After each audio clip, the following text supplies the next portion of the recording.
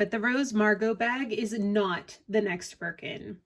It seems like everybody is curious and talking about the Margaux bag and the Row, and I love the Rose bags. They are beautiful, but they are the Rose bags. They are not Hermes bags. So let's talk a little bit about why. If you are new, welcome to Whitting Chic. No one wants to make a bad luxury purchasing decision. So here at Whitting Chic, we are all about sharing information to make smart, fun, and functional luxury choices for our everyday lives. In this video, I'm going to be addressing a common topic that I'm starting to see pop up across YouTube, which is the idea that somehow the Margaux bag is the new Birkin. And yes, I get it. It's been on Instagram. There are lots of pictures of people holding their Slouchy Margaux bags in really beautiful ways and kind of using them in the same way that people use a slouchy, sort of busted Birkin sort of aesthetic, right? So that is, I think, where the comparison stems from. That and that the Row is owned by the Olsen twins, and the Olsen twins famously love slouchy Birkins and slouchy Hermes bags.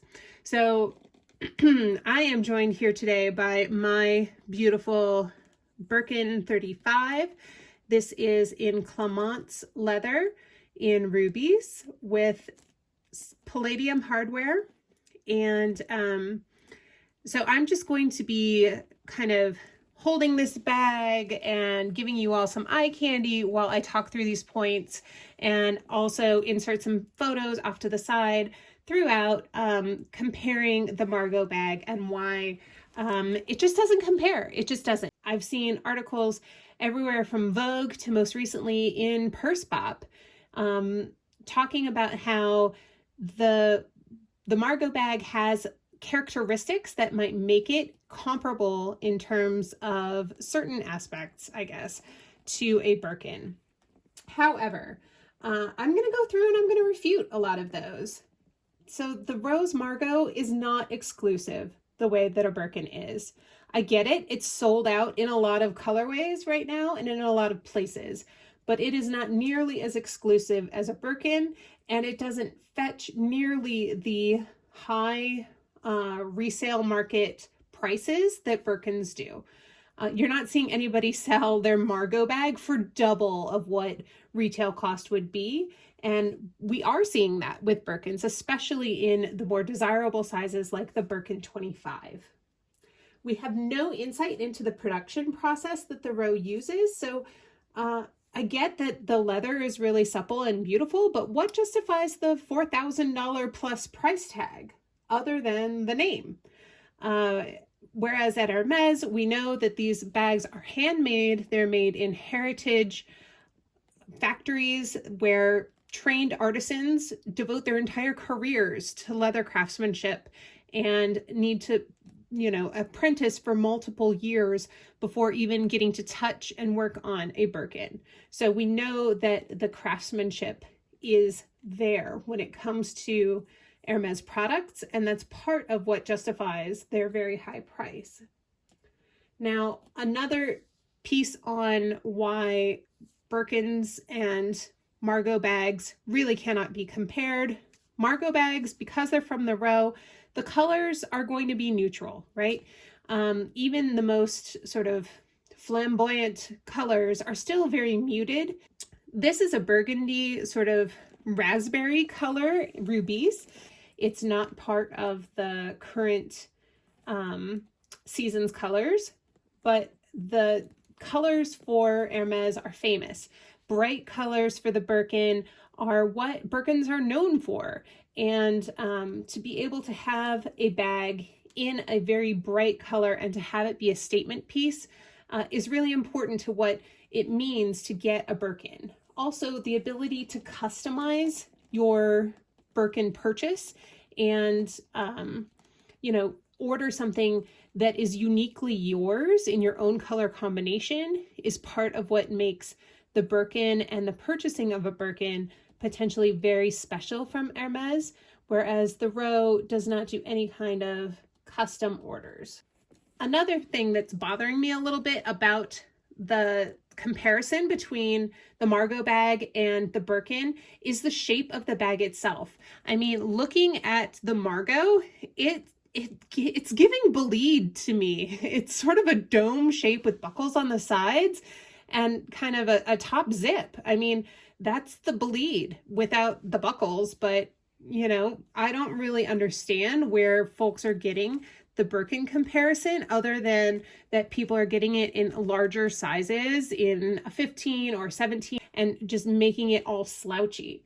So that piece is bothering me as well. Like fundamentally, they're kind of different bags, even though they do serve sort of top handle tote moments. The overall structure of the bag, to me, it speaks more to the Bolide instead of the Birkin.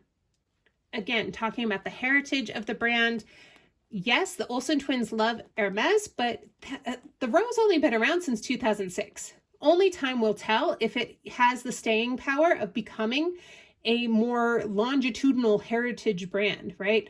It can't really shine a light to Hermes, which has been around since the early 1800s, founded in France.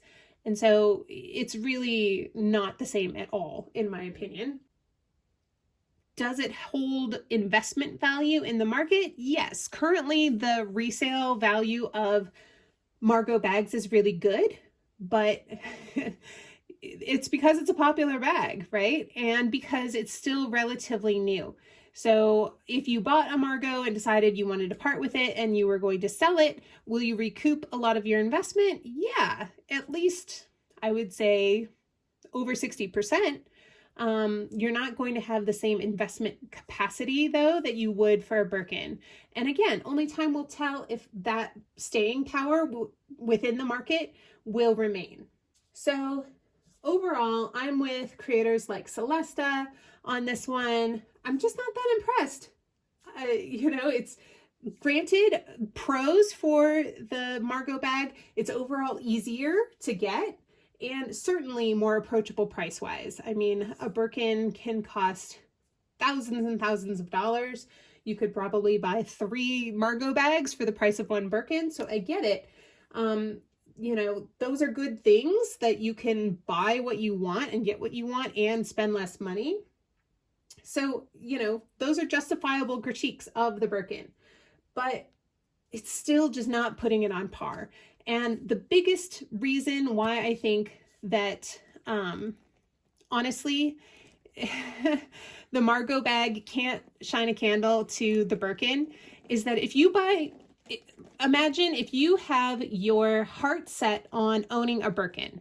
If you really want to own a Birkin, it has been a dream bag of yours for years. If it's something that you've been saving for and you really have been just dying to get your hands on a Birkin, if you spend $4,000 of that savings and buy a Margaux bag, you've bought a Margaux bag.